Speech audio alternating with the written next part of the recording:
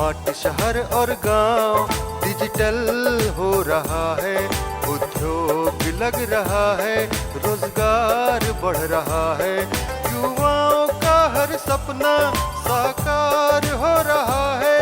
ये झारखंड भी अपना आत्मनिर्भर बन रहा है, खुशहाली छाई है चाहो,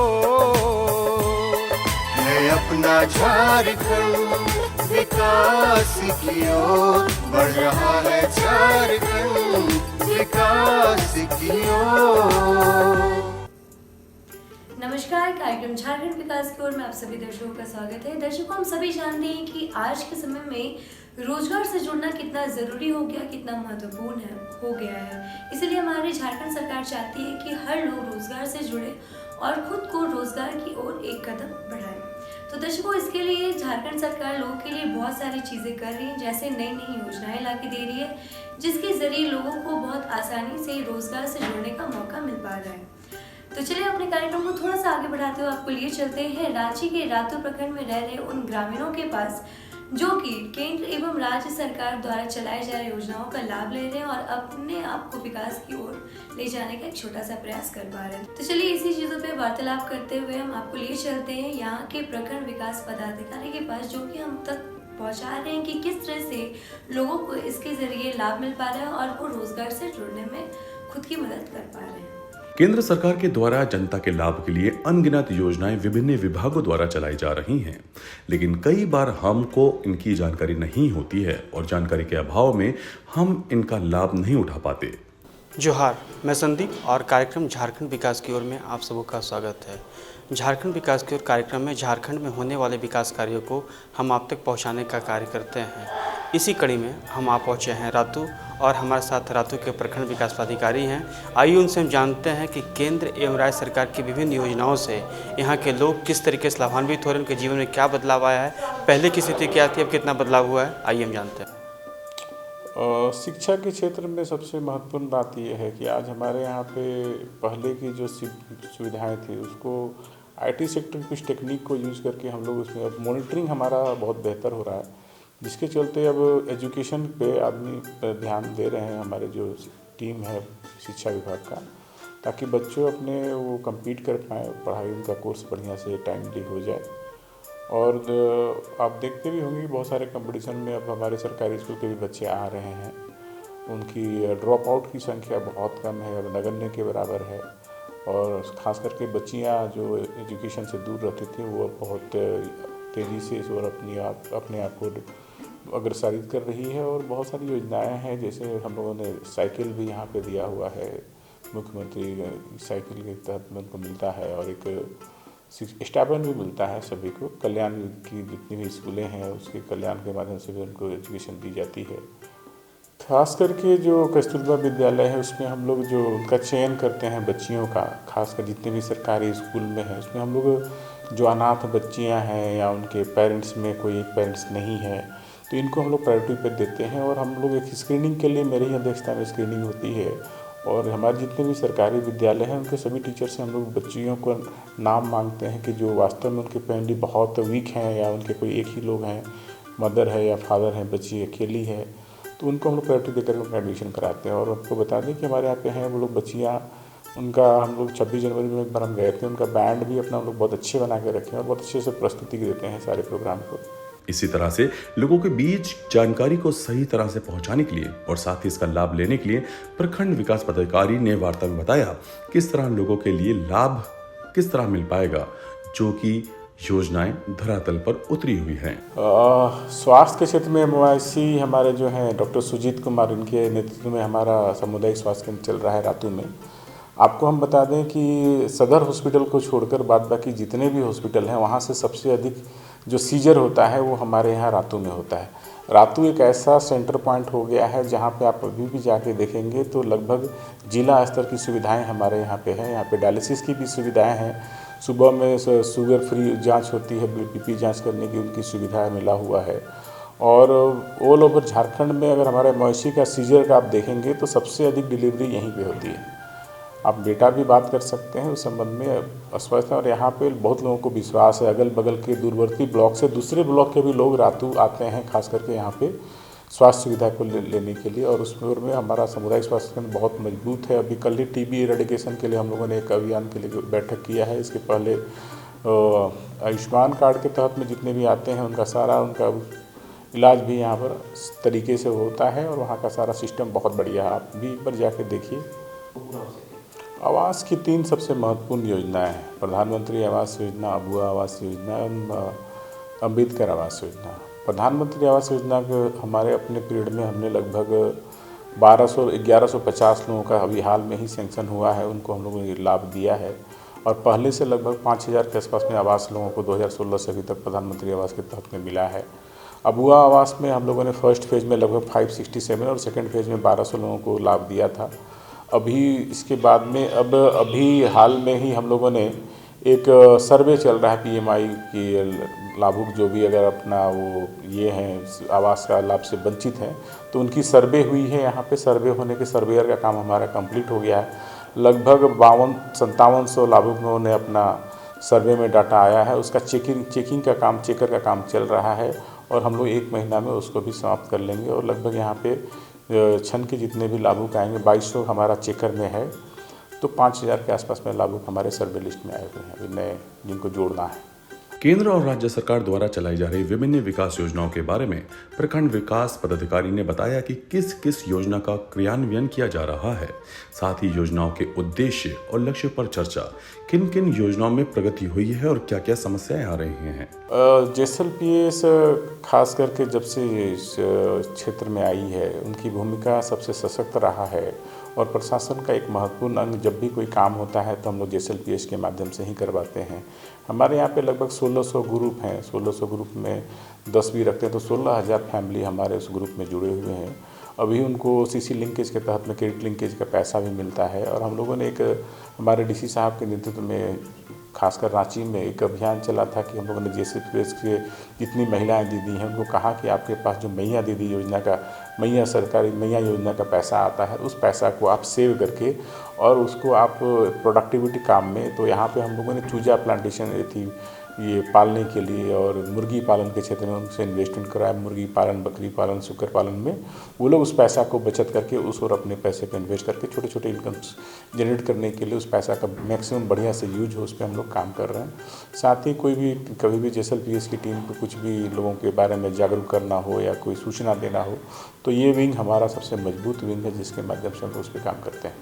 महिलाओं को लेकर के और हमारा एक जो CD सामाजिक सुरक्षा अभियान के तहत में जो हमारा आंगनबाड़ी सेंटर है, आंगनबाड़ी सेंटर सिर्फ आंगनबाड़ी बच्चों के लिए नहीं रह गया। अब जितने भी मैक्सिमम सरकारी काम होते हैं, सर्वे का काम हो, कुछ भी हो, हमारा इलेक्शन का निर्वाचन BLO के रूप में, सभी रूप में हम लोग उनको यूज़ करते हैं। और आज वो अपने आप को प्राउड फील करते हैं कि हम समाज में आकर समाज के कुछ तरक्की में अपना काम कर रहे हैं।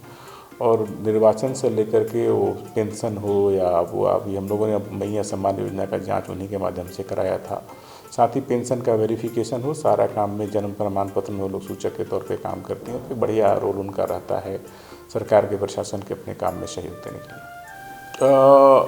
खास करके हमारी जो यहाँ पे आदिवासी परंपरा रही है उसमें मद ये पेय का उसमें उपयोग किया जाता है, जिसके चलते यहाँ पे कुछ पाए जाते हैं। वैसे सभी घर में छोटे स्तर पे वो लोग बनाते हैं और समाज में उनको थोड़ी उपेक्षा का ये भावना रहता है लोगों के प्रति, जिसके कारण सरकार ने एक बहुत महत्वपूर्ण योजना पिछले ही साल लॉन्च की थी। वो सरकार आपके द्वारा अभियान के तहत हमने बहुत सारे लोगों को लगभग 10,000 रुपया हम लोग उसमें उनको आर्थिक सहायता देते हैं ताकि आप इस काम को छोड़ करके मूल सेवा में कोई भी काम आप ऐसा बिजनेस करें जिससे आपको मान सम्मान भी मिले और आपका परिवार का भरण पोषण भी हो जाए। तो एक बहुत महत्वपूर्ण योजना है सभी लोगों को मुख्य धारा में जोड़ने के लिए। और साथ ही जो हमारे आदिवासी में पेय से मद पेय से जो उनको नुकसान होता है उसमें भी सुधार होती है और लोग अब जागरूक होकर के अच्छे से अपने काम को कर पाते हैं और नए मुख्य धारा में जुड़ने के प्रयास। साथ ही वार्ता में उन्होंने ये भी बताया कि इन क्षेत्रों में इन योजनाओं का क्या असर हुआ है, किसानों, महिलाओं, युवाओं और अन्य सामाजिक समूहों के लिए क्या लाभकारी उपाय किए गए हैं। मुख्यमंत्री ग्राम गाड़ी योजना कल्याण विभाग की एक सबसे महत्वपूर्ण योजना चल रही थी, जिसमें स्वरोजगार के लिए हम लोग उनको 50,000 से लेकर के 25 लाख तक का लोन देते हैं, जिसमें 40% तक सब्सिडी और मैक्सिमम 5 लाख रुपए तक का सब्सिडी उनको मिलता है। और हम लोग जो भी लोग लाभुक आते हैं उनको हम लोग मोटिवेट भी करते हैं, JSLPS को भी मोटिवेट करते हैं कि आप ऐसे लाभों को चिन्हित करिए ताकि हम उनको इस क्षेत्र में अपने आप को जोड़ पाएँ। और स्वरोजगार ही सबसे मुख्य आधार है समाज को तरक्की करने का। लोगों के पास स्वरोजगार हो जाएंगे तो हमारे जितने भी और कुरीतियाँ हैं वो स्वतः ही समाप्त हो जाएंगे और लोग मुख्य धारा में जुड़कर अपने जीवन को बढ़िया से समरसता के साथ में जिएंगे और एक सद्भावपूर्ण जीवन के साथ में सम्मानपूर्ण जीवन जीने के लिए सबसे महत्वपूर्ण कड़ी है। और रातों की जनता को हमारे माननीय DC साहब ने कहा है कि आप प्रत्येक दिन 1 घंटा लगभग हमारा 1 बजे से लेकर 2 बजे तक हम लोग हर एक दिन ऑफिस में बैठते हैं और जो भी आते हैं उनके हम लोग शिकायतें को लेते हैं और ऑन द स्पॉट भी निष्पादन करते हैं या प्रक्रिया में उसको निष्पादन करके उनको लाभ पहुँचाते हैं। और DC साहब का भी अपना जनता दरबार होता है, उस दिन भी हम लोग बहुत अलर्ट मोड में रहते हैं। मंगलवार को हम लोग खासकर अपनी जनता दरबार भी लगाते हैं जिससे लोगों की जो समस्याएं हैं वो यहाँ पर आके सुधार हो पाए और उनको लाभ मिल पाए। थोड़ी सी लोगों में जागरूकता की कमी है। मुख्यतः हम यहाँ पे जो लाभुक अब सारी योजनाओं का लाभ DBT के माध्यम से होता है और DBT के कारण क्या होता है कि बहुत सारे लोग हमारे जो माँ हैं, जो हमारी बहनें हैं, भाई हैं, उनका अकाउंट और आधार में नाम मिसमैच होता है। मिसमैच होने के चलते उनका DBT NPCI मैप नहीं हो पाता और वो लाभ से वंचित हो पाते हैं और उनमें एक आक्रोश रहता है। तो हम लोगों के द्वारा ये कहा गया है कि आप कम से कम अपने आधार या अकाउंट दोनों में एक तरह का नाम करवा लें और सभी योजनाओं का लाभ लें। यहाँ मुख्यतः समस्याएँ इसी चीज़ की है कि उनको DBT के माध्यम से कुछ पैसे नहीं आते हैं। तो उसके लिए भी हम लोग सभी को जागरूक कर रहे हैं। बैंक को भी हमने कहा है कि आप एक अभियान चलाइए और सभी का लगभग खाता सुधार करिए उनके आधार के आधार। तो दर्शकों, अभी आपने देखा है कि सिर से रातू के प्रखंड विकास पदाधिकारी से हमने वार्तालाप की और जाना कि किस तरह से केंद्र एवं राज्य सरकार द्वारा चलाई जा रही योजनाओं से लोगों को लाभ मिल पा रहा है। तो चलिए अपने कार्यक्रम को थोड़ा सा आगे बढ़ाते हुए आपको लिए चलते हैं लोहरदगा के इन युवाओं के पास जो कि विज्ञान भवन पुस्तकालय सह अध्ययन केंद्र से खुद को लाभान्वित कर रहे हैं और लोगों को यहाँ से उनका लाभ भी मिल पा रहा है। तो चलिए मिलते हैं यहाँ के युवाओं से और जानते हैं कि वो किस तरह से पुस्तकालय से खुद को लाभान्वित कर रहे हैं। शिक्षा किसी भी समाज की नींव होती है और यदि शिक्षा को सही संसाधन और सुविधाएं मिले तो युवा वर्ग राष्ट्र के निर्माण में महत्वपूर्ण योगदान दे सकता है। लोहरदगा जैसे अपेक्षाकृत पिछड़े जिले में विज्ञान भवन पुस्तकालय एवं अध्ययन केंद्र की स्थापना एक क्रांतिकारी कदम है। ये न केवल शिक्षा के क्षेत्र में युवाओं को आगे बढ़ाने का अवसर दे रहा है बल्कि उन्हें आत्मनिर्भर और जागरूक भी बना रहा है। नमस्कार, जोहार दर्शकों, मैं सनी झारखंड विकास की ओर कार्यक्रम में आपका स्वागत है। झारखंड में हो रही गतिविधियों की जानकारी दूरदर्शन के माध्यम से आप तक पहुंचाने का कार्य करते हैं।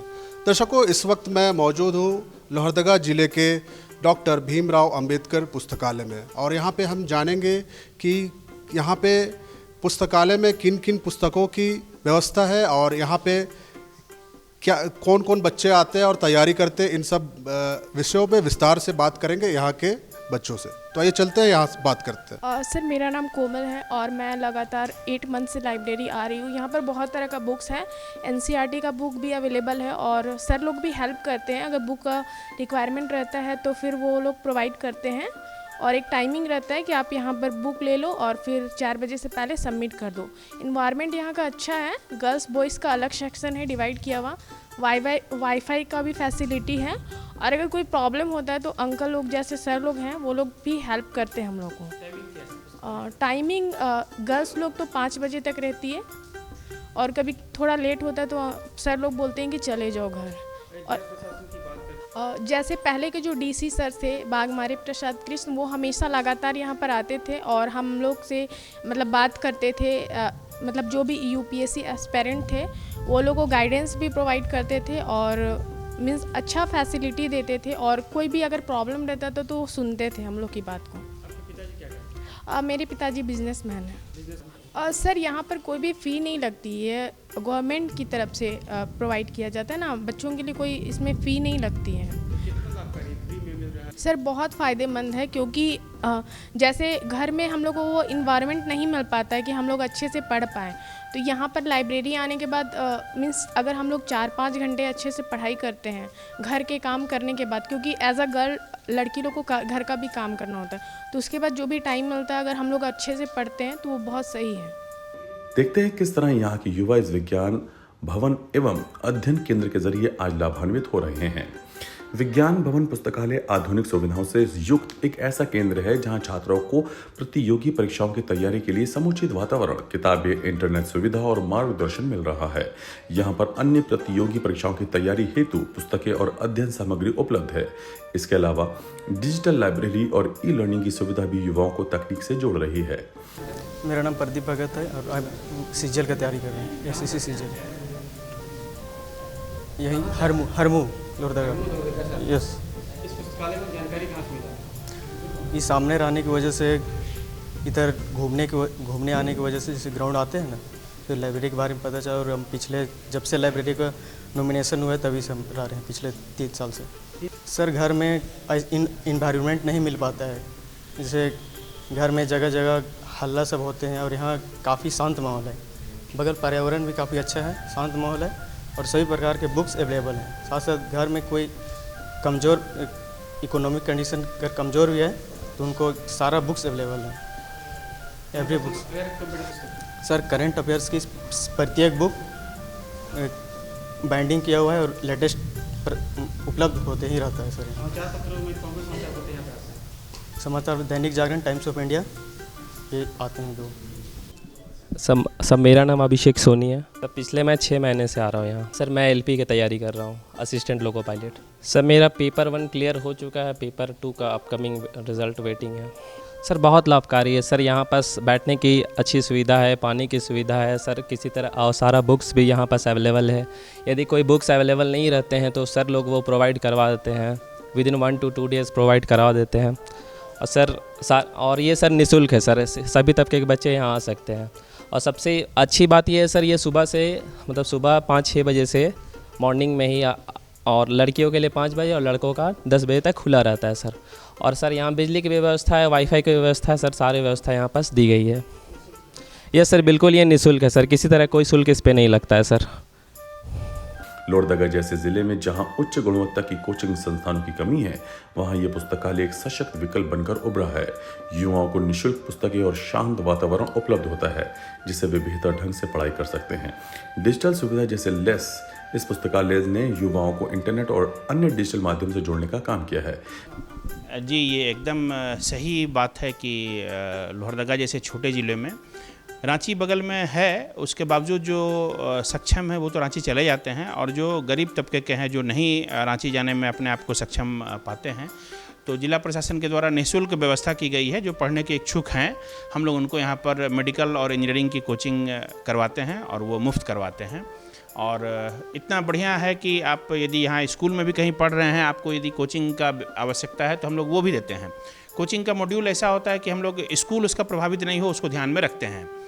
प्रायः 11-12 से ही हम लोग शुरू करते हैं, फाउंडेशन कोर्स करके भी विचार है करने का। 11-12 के जो छात्र पढ़ रहे हैं आइदर मेडिकल या इंजीनियरिंग की तैयारी के लिए, तो हम लोग उनको यहाँ पर पर्याप्त कोचिंग देते हैं। उसके लिए अलग से अलग अलग विषयों के मैथ, फिजिक्स, केमिस्ट्री, बायोलॉजी के शिक्षक हैं जो कि पर्याप्त उनको अनुभव है और वो मेडिकल और इंजीनियरिंग का कोचिंग देते हैं। सोच ये है कि जो छात्र रांची नहीं जा पाते हैं और जिनमें प्रतिभा है और वो प्रतिभा सिर्फ थोड़ी सी तराशने की आवश्यकता है, उनको थोड़ा मदद करें तो वो IIT और मेडिकल जैसे संस्थान में प्रवेश पा सकते हैं। चूँकि ये एक तरह से कहें तो हम ST/SC बहुल क्षेत्र है और उनका यदि देखें हम प्रतिस्पर्धा में तो थोड़ा सा उनको पुश करने की आवश्यकता है और उनका दाखिला कहीं न कहीं हो जाता है। तो प्रारंभिक सफलताएं हमको मिली हैं। 2 साल पढ़ने के बाद पहला बैच निकला है, तो बहुत सारे छात्र CUT में और इंजीनियरिंग प्रवेश में, इस बार IIT में भी 2 आदमी का चयन यहाँ से हुआ है। तो हमें आशा है कि मेडिकल में भी इस साल से आपको रिजल्ट हमें देखने को मिलेगा इस ज़िले का। CUT में, एग्रीकल्चर यूनिवर्सिटीज़ में जो भी कंपटीशन +2 लेवल का है उसमें दाखिला यहाँ के लोगों का होना प्रारंभ हो गया है। इसका परिणाम 1-2 साल के बाद और अच्छा हम लोग को देखने को मिलेगा, जिससे उनकी तकनीकी समझ भी विकसित हो रही है। यह विज्ञान भवन अध्ययन केंद्र लोहरदगा के युवाओं के लिए एक वरदान की तरह है। ये केवल एक भवन नहीं बल्कि सपनों को साकार करने का मंच है। यहाँ से लाभान्वित हो रहे युवा न केवल स्वयं का बल्कि पूरे समाज और जिले का भविष्य उज्जवल बना रहे हैं। ऐसे केंद्रों की स्थापना अन्य क्षेत्र में भी होना चाहिए ताकि समूचे राज्य और देश का विकास सुनिश्चित हो सके। ऐसा है कि ये जो सेंटर है, ये कोचिंग सिर्फ क्लास 11-12 का ऑफलाइन ऑनलाइन दोनों है। यहाँ पर 3 कमरे हैं हमारे यहाँ और एक समय में बायो और मैथ दोनों के लिए एक एक कक्षाएं चलती हैं। सुबह मॉर्निंग में 11 क्लास के लिए चलती है और इवनिंग में फिर 12 क्लास के लिए चलती है। एट द सेम टाइम यहाँ से ऑनलाइन का एक क्लास चलता है, जो कि हमारे 3-4 स्कूल हैं, वहाँ के छात्र जिनको डाउट रहता है वो यहाँ से हम लोग उनको प्रोवाइड करवाते हैं। उसके साथ ही कुछ ऐसे स्कूल्स हैं, 12 स्कूल को हम लोग चयन किए हैं, जहाँ से यहाँ के शिक्षक जो खाली रहते हैं 11 बजे से 2 बजे के बीच में स्कूल आवर में ही वो स्कूल को अटेंड करते हैं। प्रशासन के द्वारा ही उनको गाड़ी मुहैया कराई जाती है और वो गाड़ी से जाते हैं और वहाँ डाउट को क्लियर करके रूटीन बना हुआ है उनका, वो वहाँ से आते हैं। मतलब ये लोहरदगा ज़िला में ये नहीं कह सकते हैं कि आप हमको यहाँ बढ़िया कोचिंग का व्यवस्था नहीं है या बढ़िया गाइडेंस उपलब्ध नहीं है। वो कमी प्रशासन जो है वो एक्सपर्टीज़ देकर बाहर से टीचर को हायर करके हम लोग वो पूरा कर रहे हैं। जिनको पढ़ना है वो यहाँ पर आते हैं। लाइब्रेरी का सुविधा यहाँ पर लेटेस्ट बुक हम लोग रखे हुए हैं। इसके अलावा हमारे एक नदिया स्कूल है यहाँ पर, जो विज्ञान भवन है, वहाँ पर करीब आपको 5000 के आसपास पुस्तकें मिल जाएंगी और हमेशा सुबह 8 बजे से रात 8 बजे तक वहाँ पर पुस्तकालय फंक्शनिंग है। उसमें आपको करीब 200 से 250 लड़के लड़कियाँ मिलेंगे जो कि तैयारी करते हैं इंजीनियरिंग मेडिकल के अलावा अन्य सरकारी नौकरियों के लिए। तो वो हमारा लाइब्रेरी है। लाइब्रेरी का और समृद्ध हम लोग करने जा रहे हैं। लाइब्रेरी का नया बिल्डिंग भी बगल में है, बनकर तैयार। उम्मीद है कि वो 3 से 4 महीने में फंक्शनिंग हो जाएगा। बिल्डिंग का वर्क हो गया है, फिनिशिंग वर्क वो चल रहा है। और इस कोचिंग का ये पंचायत रिसोर्स सेंटर में हम लोग चला रहे हैं। चूँकि ये ब्लॉक कैंपस में है तो लॉ ऑर्डर का यहाँ कोई इशू नहीं है, बच्चे के पहुँच पर ये है, इसलिए इसको चुना गया है। बगल में ही यहाँ पर फिर मेन रोड के पास ही बन रहा है बिल्डिंग, जो ये कोचिंग जल्द ही वहाँ पर शिफ्ट हो जाएगी। 6 से 8 महीना लगेगा उसको शिफ्ट। जो बच्चे पढ़ना चाहते हैं वास्तव में, एक हम लोग अभी देखे होंगे जमशेदपुर का एक आया है, मोबाइल दुकान पे मोबाइल बेचते बेचते वो मेडिकल का क्लास कर रहा है। तो आज के ये टेक्नोलॉजी के दौर में जो है वो रिसोर्स की कमी तो नहीं है, ये हम लोग कर दिए हैं। और यहाँ पर भी जो ऑनलाइन का सुविधा है वो हम लोग फ्री निःशुल्क किया हुआ है। वाईफाई है, जो अपना मोबाइल से जुड़ना चाहे जुड़े, हमारे कंप्यूटर से आके भी वहाँ लाइब्रेरी में जुड़ सकते हैं। और यहाँ पर जो गरीब छात्र लगता है कि क्लास 8, 9, 10 से ही ज़रूरत है, तो हम लोग उस पर भी व्यवस्था कर रहे हैं कि उनको यदि कोई डाउट है अलग से उनका स्लॉट हम लोग देंगे और वो यहाँ आकर ज्वाइन कर सकते हैं। जो IIT और मेडिकल के फाउंडेशन कोर्स के लिए है, वो भी वही शिक्षक जो हैं सप्ताह में 2 दिन या 3 दिन उसको करेंगे। जो इच्छुक छात्र हैं, जिनको लगता है कि मुझे गाइडेंस चाहिए और मेरे पास पैसा नहीं है, किताब नहीं है, वो आकर यहाँ संपर्क कर सकते हैं होमी जहांगीर भाभा इंस्टीट्यूट में। मोबाइल नंबर सार्वजनिक किया हुआ है, सभी प्रेस में जाता है बराबर।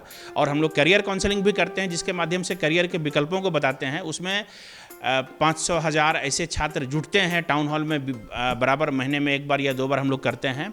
तो उसके माध्यम से आप संज्ञान में लाइए कि हम पढ़ने के लिए इच्छुक हैं। पढ़ाना और रिसोर्स देना वो जवाबदेही जिला प्रशासन। तो दर्शकों, अभी आपने देखा कि किस तरह से रातों के विकास पदाधिकारी हमसे बात प्रखंड विकास